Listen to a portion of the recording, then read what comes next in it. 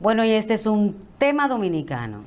Los gobiernos locales, la municipalidad, los municipios, los alcaldes, regidores, todo lo que tiene que ver con la ciudad, los municipios, todo ese engranaje y esa organización tan importante en la vida de los ciudadanos, porque está destinada a resolver los principales problemas comunitarios, problemas comunes que afectan a todos, como sabemos.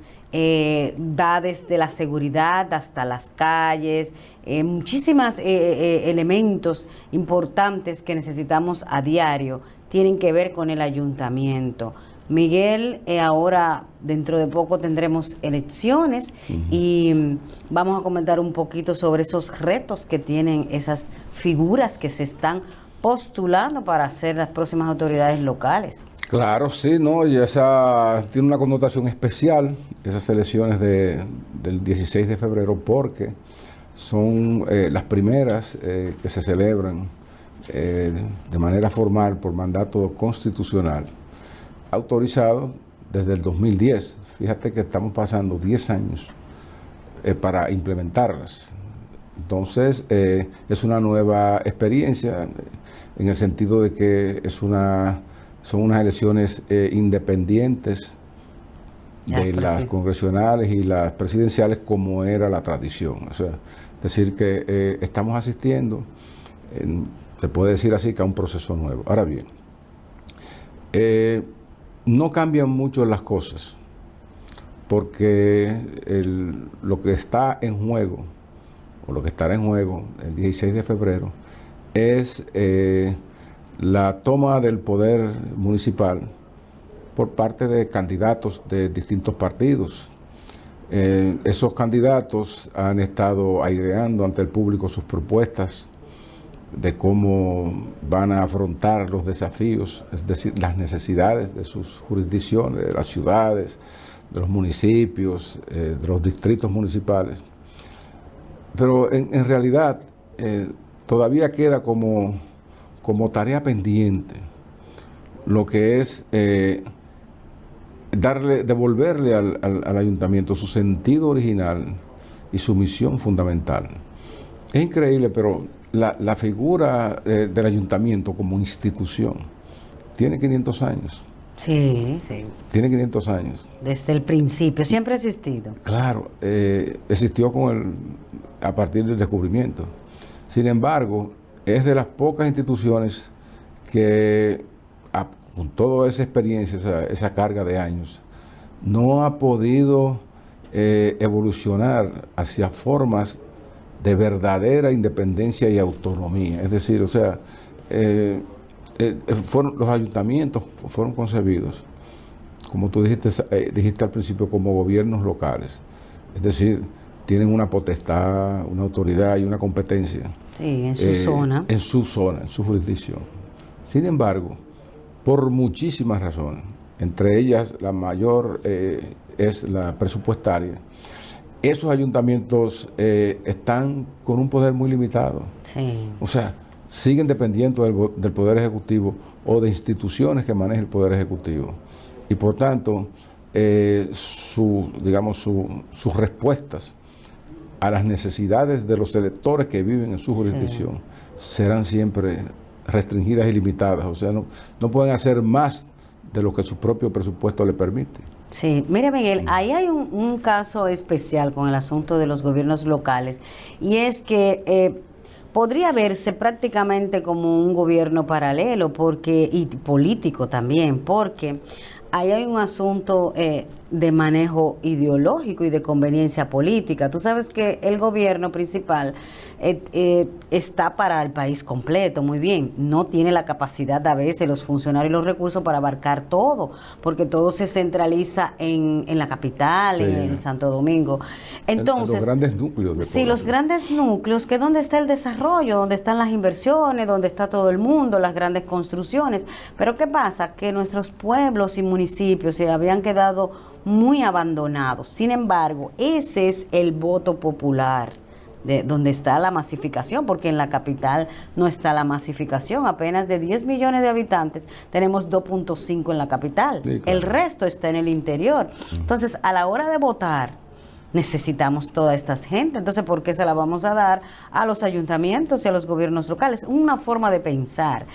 Bueno, el hecho es que históricamente el gobierno central nunca le dio la total potestad a los ayuntamientos y a los alcaldes, que como tú bien decías, la estructura existe desde todo el tiempo ha existido, inclusive en el año 1965 se le dio su autonomía total mediante una ley.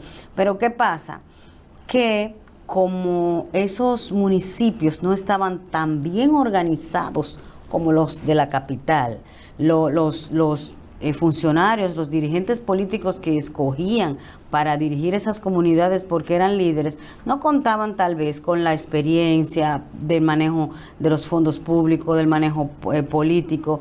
Entonces, a veces el trabajo no le salía perfecto y el gobierno era a cuentagotas que le estaba suministrando los recursos. Sí. Una, porque no estaba seguro de que esos recursos fueran bien utilizados, porque no había una planificación, tampoco había una experiencia del funcionario, tampoco había una certeza de una total transparencia, entregarle millones de pesos a una persona para que ejecute obra y tú no sabes como gobierno si se la va a repartir para cuestiones políticas, para el postularse. Entonces, por todo ese tipo de cuestiones es que el gobierno restringe un poquito, pero en la medida, Miguel, en que los alcaldes y los directores de juntas municipales hacen bien su trabajo y demuestran capacidad, liderazgo, y demuestran que pueden aportar al desarrollo de su ciudad, que total, en suma, va a caer al gobierno, porque un Santiago limpio y desarrollado es una obra del gobierno, aunque la haya hecho Abel González. Abel Martínez. Entonces, cualquier otra ciudad que tenga un buen trabajo recae en el Estado. Entonces, yo pienso que en la medida que el funcionario que se escoja ahora en febrero sea una persona bien facultada y capacitada para hacer ese trabajo y entender cuál es su verdadera función, porque ese es el presidente en esa localidad. Bueno. Ese es el gobernador que tiene un contacto en el palacio, pero está de cara a la gente y su responsabilidad es hacer que una pequeña ciudad sea ejemplar. Bueno, eso es lo ideal.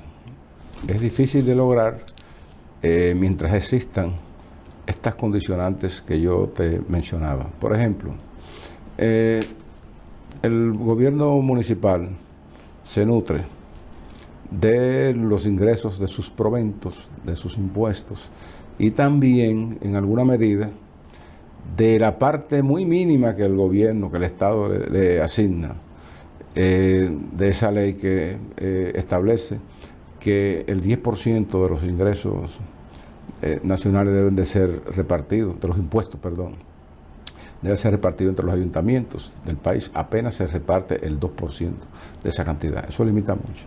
Entonces, mientras existan estas condicionantes, los alcaldes y los regidores tienen la soga muy corta para responder a esas necesidades. Por ejemplo, primero hay lugares, municipios, donde la actividad productiva, la economía no es tan fuerte como para proveer los recursos con los cuales ese gobierno municipal o ese gobierno local satisfaría los requerimientos de la población. Entonces, ya de por sí ahí hay una imposibilidad de trabajar de manera autónoma. Entonces siempre tiene que estar dependiendo, por ejemplo, para el asfaltado de las calles, de Obras Públicas le consiga eso. El gobierno, y las aprobaciones también de los proyectos. Los presupuestos, déjame decirte, de la mayoría de esos ayuntamientos, por ejemplo, de la zona fronteriza, dan pena. A veces lo que recibe un ayuntamiento de la zona de Pedernales, Elías Piña, son 1 millón de pesos de presupuesto. Entonces, el gran problema es que gran parte de ese dinero se va en salario, en nómina. Sí. O sea, No es una fuente de empleo ahí porque nadie no tiene nada que hacer. Sí, eso Entonces se va en nómina, no quedan recursos tienen para... empleados y no tienen obras. Exacto, exacto. Tienen empleados y no tienen nómina, no tienen obras. Entonces los pobrecitos andan ahí subsistiendo.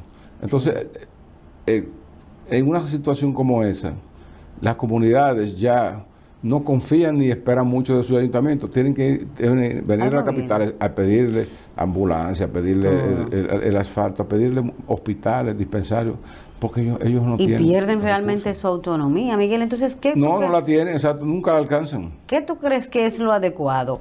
Que el gobierno proporcione los recursos al ayuntamiento y los capacite y espere que lo hagan bien, o que espere que estén capacitados y lo hagan bien para entregarle el dinero. Bueno, mira, eso es una realidad dolorosa. La mayor parte de los ayuntamientos incurre en prácticas muy precarias de administración sana de los recursos públicos. Por desconocimiento. Tanto es así, que se hacen auditorías a los ayuntamientos, y una crítica que hace la Cámara de Cuentas continuamente es que los ayuntamientos no tienen organizadas su sistema de contabilidad para reportar ni reportan. O sea que hay muchos ayuntamientos que el país no sabe cómo manejan el dinero.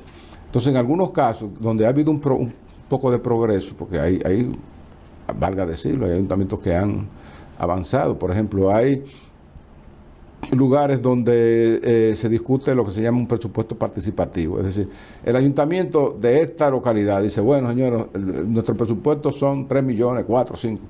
Convoca a la comunidad y dice en qué debemos gastarlo. Pero también, o sea, todavía pudieran tener más recursos, digo, administrándolo bien, por porque supuesto. las necesidades son muchas. Las necesidades son muchas, todavía pudieran tener más recursos si parte de actividades gravadas por la renta o gravadas por impuestos especiales fuesen cobradas por esos ayuntamientos.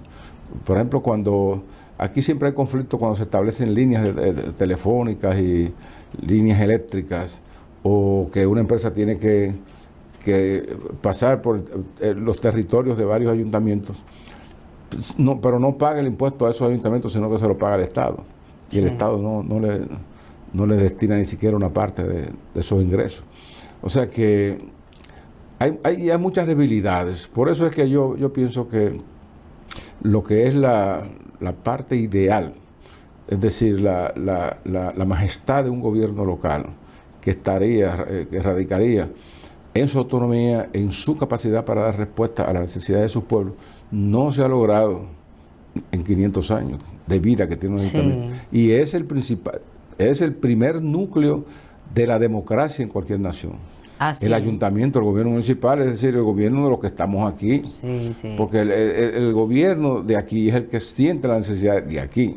El central es vamos a decir que para es todos. Claro, para. Y fíjate, Miguel, el primer ayuntamiento del Nuevo Mundo, como se le dice, ya que Santo Domingo la primera ciudad, fue Diego Colón, hermano de Cristóbal Colón. O sea que fue una autoridad que tuvo el primer ayuntamiento, como fue primer gobernador, fue primero todo, porque era venía ese modelo español, o sea, y ahí fue establecido los arbitrios, la autonomía, todo para que trabajaran diferentes zonas, pero como tú dices, no se ha cumplido. Ahí la Liga Municipal Dominicana tiene una tarea fuerte que cumplir. Pensamos sí, porque que es la rectora de los ayuntamientos. Sí, ellos tienen una fiscalización. Fíjate que son autónomos, pero no son autónomos, porque tienen un organismo rector, precisamente por lo que hablamos de la debilidad de las estructuras, de la planificación, de la administración. Se creó la Liga Municipal Dominicana para que a través de ellos el gobierno, para que la Liga ayude a planificar, a hacer un presupuesto y a fiscalizarlos para saber si realmente se están aplicando los fondos, porque ese era el problema, que no se le podía entregar dinero a los ayuntamientos porque no había una garantía de una buena aplicación de esos fondos. Entonces, La Liga Municipal Dominicana No había ni hay mucha. No, ni hay. Tiene un papel preponderante en esto, Miguel. Y ha estado muy relegada a las labores administrativas cuando tiene que tener un papel más protagónico para que se justifique su existencia, porque los ayuntamientos de por sí son autónomos y son gobiernos locales y deberían actuar por sí mismos, solos, de nombre, sin un intermediario. Entonces, hay un intermediario porque los ayuntamientos no han sido lo suficientemente fuertes. Entonces la liga es la que tiene el contacto directo con el Poder Ejecutivo, es la que convence al Poder Ejecutivo de que el ayuntamiento, el municipio tal necesita tal o cual cosa, pero tiene asimismo que darle la cara allá al presidente y decirle, mire, en el municipio de Villatapia se hizo tal obra, usted me dio tanto, mírela aquí. ¿Verdad? Entonces asume esa responsabilidad, pero ¿por qué tiene que haber un intermediario? O si lo hay, que se justifique, que se vea la obra. Entonces es una buena tarea que salga a relucir ahora. Fíjate, por ejemplo, hay países donde hay, digamos, vamos a llamarlo así, Estados Unidos o repúblicas federadas. Por ejemplo, es el caso de México. Por ejemplo, México tiene un gobierno central en el Distrito Federal, que ahora se llama Ciudad de México. Pero después hay distintos estados que se rigen por sus gobernadores, por sus autoridades. Sí. Esa autoridad es la autoridad ahí, no es el presidente de la República. Sí. Todo lo que se decida ahí lo decide el gobernador y lo deciden las autoridades locales. Incluso hay leyes que no alcanzan a esas comunidades, esos estados. Sí. Son autónomos. Entonces se supone que eso debería ser aquí en la República, los ayuntamientos. ¿Qué pasa? Que los gobiernos centrales nunca les conviene. Aunque ellos sean de su partido, oye bien, aunque sean de su partido, los alcaldes, los regidores, no le conviene a los gobiernos centrales siempre darle el mayor apoyo y sustento para que sean autónomos. ¿Por qué? Porque entonces los méritos políticos, aquí siempre hay una hipocresía y un celo político.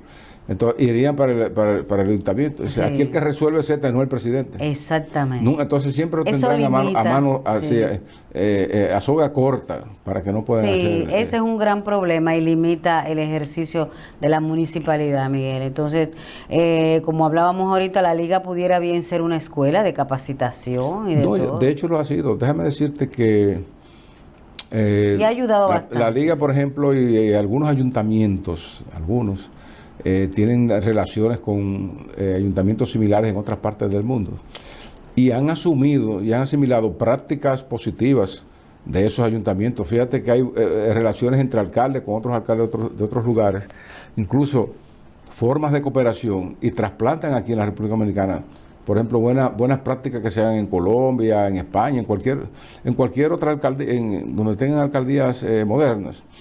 Y muchos de los ayuntamientos dominicanos han pasado la prueba de la transparencia y año por año los van certificando y dicen, estos fueron los que mejor trabajaron, tienen sus normas bien claras, las aplican y todo eso, pero son modelos a pequeña escala. Sí, mire, Miguel, de ahí saldrían muy buenos candidatos, alcaldes y regidores de ahí de la liga, porque esa gente conoce todo el engranaje de los ayuntamientos. Sí, pero recuérdate que la batalla para ganarse los votos hay que darle en los pueblos, y el que está en la liga está en la capital. En el liderazgo. Tú tienes que estar ahí metido en los pueblos y que la gente te conozca y repartiendo muchas cosas, como el paternalismo dominicano, si tú no das nada. Pero conocen. Por ejemplo, Johnny Jones sería un buen candidato a alcalde, porque maneja ya al dedillo la situación. Sí, pero el problema no sería, yo te digo, por ejemplo, mira, en la capital hay varios candidatos. Tú escuchas sus opiniones, qué vamos a hacer, muy bien. Porque eso es lo que tienen en la cabeza, eso es lo ideal. Pero, por ejemplo, cuando David Collado tuvo que asumir la alcaldía del Distrito Nacional, se encontró primero con una alta deuda. Entonces hay que dar respuesta a esa deuda primero, pagarla. Y en 4 años es que ha podido hacer una reducción de la deuda, ha renegociado deudas, pero también, ¿tú sabes por qué él ha podido hacer muchas obras en la capital? Por la ayuda del sector privado. Sí. O sea que no tiene que ver nada. Ese sector privado, generosamente, lo ha ayudado a hacer esas obras, pero no porque el ayuntamiento tenga los recursos. Por su facultad de gerente que tiene. Claro, y lo otro que hizo muy bien fue entregar bajo la responsabilidad del PNUD, el Programa de las Naciones Unidas para el Desarrollo, el manejo el control de sus licitaciones, de sus finanzas. O sea que todo lo que se hace lo tiene que aprobar el PNUD. Sí. O sea, para dar transparencia. Un modelo de gestión muy claro, bueno. porque es que aquí los ayuntamientos, de que llega un alcalde por ahí de su pueblo, dame lo mío, dame mi dinero. Entonces tienen que estar repartiendo dinero y hacen mucha tramposería y muchas cosas. Entonces los ayuntamientos siguen siendo ahí, bueno, un momento para ganar dinero en 4 años, pero no para responderle a la... Sí. Bueno, Miguel, eso tiene que acabarse. Ya llegó el momento de que los ayuntamientos logren su verdadera autonomía, de que los funcionarios y los representantes de los gobiernos locales realmente hagan un trabajo digno, acorde con lo que los municipios esperan y sea modelo a seguir. Así esperamos nosotros también.